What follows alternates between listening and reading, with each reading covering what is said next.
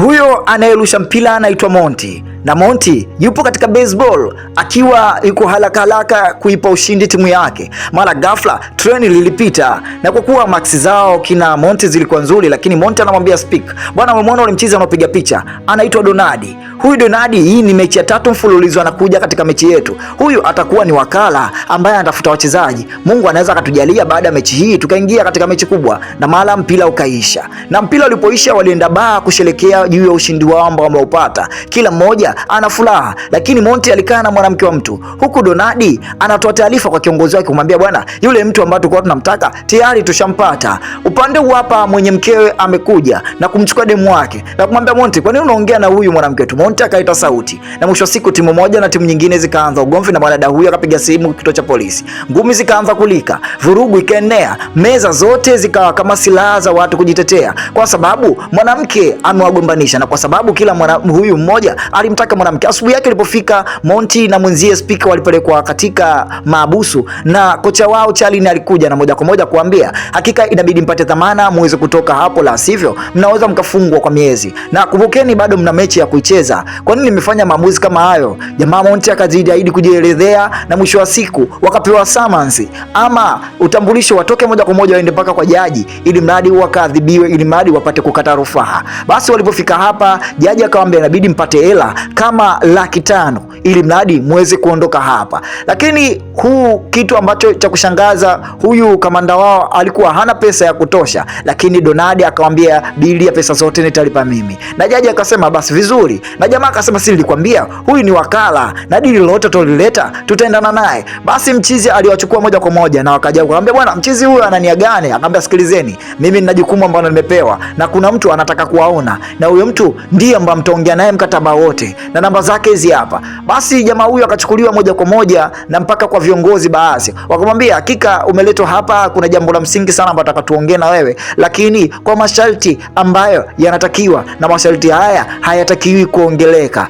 tukiwa hivi wazi. Kuna kitu tutakuonyesha, na baada ya kitu kukuonyesha itabidi ukiangalie. Na kweli walimpeleka mpaka kwa tajiri huyu, na tajiri akawa anatoa usia, bwana tunakupa bilioni 30. Hizo bilioni 30 uzitumie ndani ya siku 30.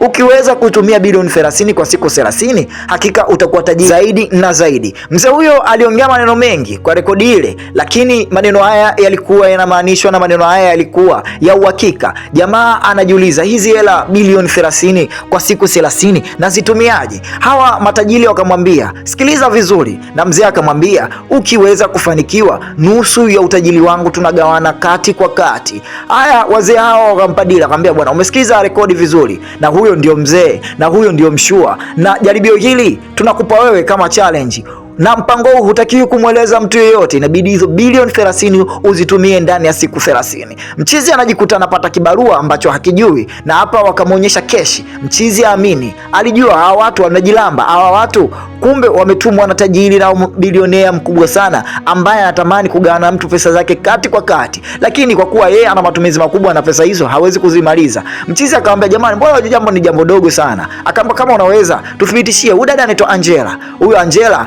alikuwa yuko hapa na yeye akamwambia bwana hakika kuanzia leo umepata kazi. Speaker aamini kinachoendelea, lakini mchizi Monty akamwambia hakika nionyesheni hizo hela. Mchizi anaona kama miujiza ama ni ndoto. Jamaa ameambiwa na bilioni 30 zikawa kweli, lakini mtaalamu ambaye amemtafuta huyu jamaa yeye akaendelea kupiga picha tu, kwa sababu kitengo chake aliambiwa mtafute mtu ambaye anaweza kutumia. Akamuuliza wewe askari polisi, kwa mwezi hapo unagawa shilingi ngapi? Akamwambia mimi nagawa 200,000. Basi nataka maaskari wote muwe wa bodyguard wangu na mnilinde. Mchizi anaanza kukusanya watu kama masiara, anaambia hakika siwezi nikafanya mambo madogo, mimi sasa hivi ni tajiri na bilionea, kwa hiyo nataka ile timu. Akapigia, na baada ya kuipigia timu yake akamwambia hakika nitakuwa mkurugenzi wenu kuanzia leo, na hiyo timu nitaingiza katika ligi kuu hapo Tanzania. Basi driver taxi akaja hapa akamwambia mko wangapi? Nataka nyinyi mwezi mzima muwe mnatembea na mimi tu na mniambie bili yenu shilingi ngapi kwa siku. Jamaa akaona kama mchizi kachanganyika, akamwambia kweli. Basi taxi zote zikasimamishwa na watu wote wakapanda. Jamaa msafara wake ni taxi, na yeyote yoyote anayekuja katika meza yake, mwendo wa kugonga waini, miziki, wana pop champagne, wanaendelea kucheza na mchizi hana habari, kwa sababu ana uhakika, na kwa kuwa kaambiwa siri hiyo asimueleze mtu, basi ikawa ni siri yake. Akaanza kupata mameneja, na meneja huyu mke wake ni huyo hapa.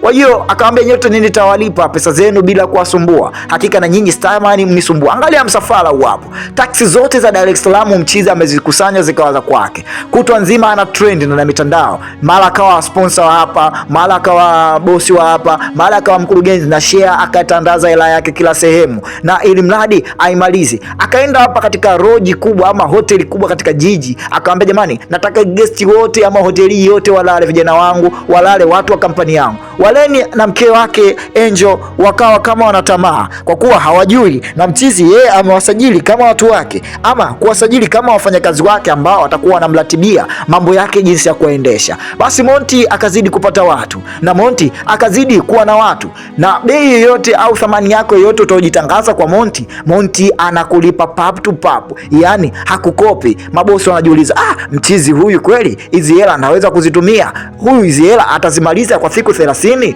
Basi mchizi akazidi kuzoa watu, na yeye ajali, yani mambo yake anafanya live nje mapema na haogopi nini wala nini. Omarina anaambia, jamani, hakika mimi nitakuwa mtu wake karibu sana. Ya hiyo kila mtu anatamani kuwa karibu na Monty, na hapa wakawa wanabandika hizi picha ama wanafanya lamination ndani ya nyumba baadhi, ili mradi hizi nyumba zikae vizuri na zivutie kwa ajili ya bosi kaingia. Na wale maaskari wote waliowakodi wote wanamwekea ulinzi, bendera Marekani inawekwa, vishamkupe kila sehemu, kila mtu shobo kama zote. Na mchizi hakuwa na roho mbaya, yeye kikubwa alichoambiwa, ukimaliza hizo hela ndani ya siku 30 utakuwa tajiri zaidi na zaidi, yani nikitoka mimi unakuja wewe, ama tutakuwa sawa kwa sawa. Mchizi anakodi helicopter zinamfanyia show, yani serikali yote kaiweka mikononi. Yani mchizi akaanza kutumia hela na kuchukua timu yake na kuialika pamoja, yani timu hii leo imefanyiwa usajili mkubwa. Hata yule bosi aliyempa hela akajua kweli hizi pesa zimepata mwenyewe. So kama aliacha kucheza, aliendelea kucheza, na hapa baada ya ushindi akamchukua mtoto wa Kiafrika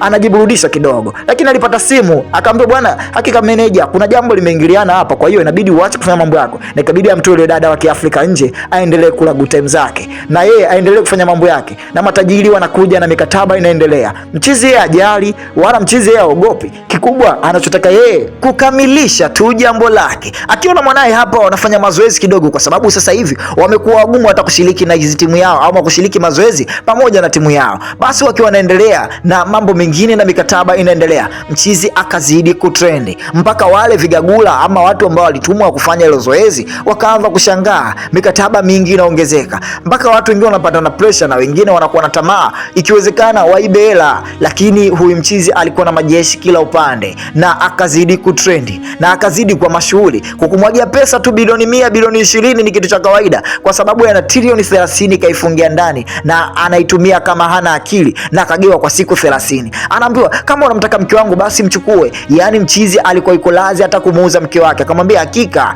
kama unaweza kunipa mke wako itakuwa vizuri, na kama una lengo lingine basi.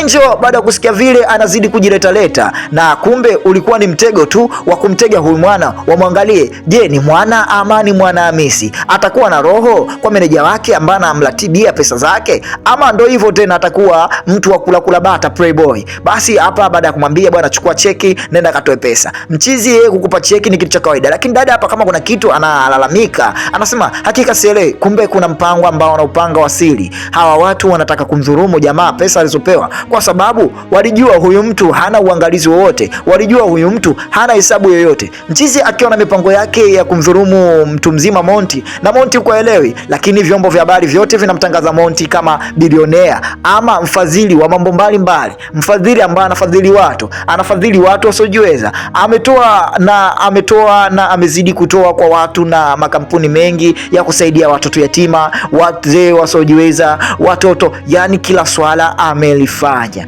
kama anavyofanya mama yetu huku nchini Tanzania. Kuhusu michezo tu yuko vizuri na mambo mengine. Basi mambo mengine yakiwa yanaendelea, na jamaa akazidi kwa trend mpaka mwenyewe anashangaa pesa ambazo anazitumia mpaka anaogopa, lakini kwa kuwa amegewa azimio la siku 30 akamilishe kumaliza bilioni 30. Anamwambia, hapana, na wala sina chochote ninachokiogopa, na kama yoyote ambaye anataka niingize hisa katika kampuni yake aseme tu, na mimi nitatia hisa bila kuogopa. Mchizi akazidi kwenda trendi na mchizi akazidi kuongelewa na midomoni na watu wote, chawa wote, kina Baba Levo, kina Mwijaku, wote wanamuongelea, mpaka mtu mzima Baba Levo na ubunge wake bado anamuongelea, lakini pesa matilioni yanazidi kukauka na watu wanaipangia mipango ile pesa zake. Na huku mchizi akaendelea kuhamasisha watu, yeyote ambaye anataka nitie pesa katika kampuni yake nitatia bila shida yoyote. Na timu leo inacheza kama kawaida, jamaa kasimama kama mchezaji, kasimama kama mkurugenzi, kasimama kama meneja, na leo akalita ile treni lije kusherehesha. Kama lilikuwa linapita tu kuharibia michezo, leo ile treni halikupita hapa, na akatamani kutofanya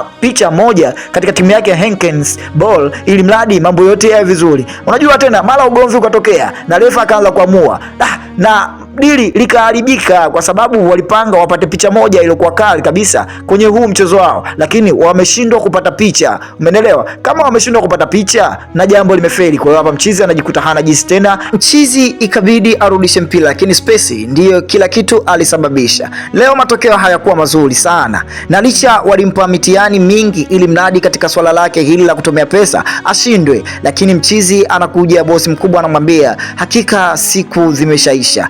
Leo una neno gani la kusema siku ya 29 hii hapa ama 28 ili madi umalizane nasi na sisi tumalizane na wewe? Akamwambia jamani, hakika nimepitia mambo mengi makubwa na nimepitia vitu vingi vikubwa, na maisha siku zote yanataka uaminifu na makubaliano ya wewe na watu ambao mnapanga. Mtu akikwambia kula kwa mkono wa kushoto na wewe ukikubali kula kwa mkono wa kushoto, ina maana hiyo ndo ratiba yako. Na wakati tarehe 29 ilipofika, kila mtu mmoja anatoa lawama zake na kumwambia hakika, kwani usibakishe mali? Anamwambia hapana, mali hiyo nimesema naitoa na pesa zote nishazitoa. Kwa hiyo na yeyote ambaye anataka pesa aje tu nimpe. Na mchizi anamwambia hakika wewe tulikupa kazi umwangushe ujamaa, na kwa nini umeshindwa kumwangusha wale maaskari, watu wote wanaokimbilia pesa na mali? Lakini mchizi anajikuta hapa ana chochote na ameamka na hangover. Na tajiri amekuja anamwambia hakika tunashukuru sana, umefanikisha kila swala na kila jambo limekamilika. Watu wanakimbilia suti, watu wanakimbilia kila kitu, kwa sababu mchizi aliambiwa itapofika usibakie na kitu chochote na kila kitu kigawe. Basi mwana kila kitu alirudisha na kila kitu alifanikiwa na pesa zote zilirudi. Habari ilizidi kusemekana mchizi alikuwa maskini, hana chochote, hata taksi ziliondoka kwa sababu pesa zote alizimaliza. Mchizi hapa akiwa hana moja wala mbili na kujua jambo lake limeisha, anakuja mwana anamwambia hakika nimekuletea kitu cha msingi sana, hii barua isome, hii barua iangalie, imetoka kwa wakubwa wako wa kazi. Yule dada alosema anaondoka naye amerudi, na mwisho wa siku hapa kuna jambo zito linataka kutokea. Mchizi hapa anaitwa anadai pesa na kulifishwa ulisi mkubwa sana, na hapa ugomvi unataka kutokea kwa sababu jamaa alikuwa anamshawishiwa vibaya au mwanamke, na jamaa anakuta anamkosa Angel na Angel anabakia kwa Monty. Monty anamwambia hakika usipigane, na saa hii ilipofika kila kitu kinakaa sawa, na Monty anamaliza pesa zote na kengele inagongwa, na Monty anakuwa yuko tayari kupokea ulisi kwa sababu pesa zote Monty amezigawa na hakubakisha kitu chochote, licha ya watu walimshauri abakishe mali ili mradi yeye pesa zitazobakia utajiri wa kwake. Monty anajikuta anapata mke. Wanangu, kwa picha tamu kama hizi ni hapa Tam TV pekee, kisiwa cha burudani. Nami DJ wako mitamboni Faybash, chao.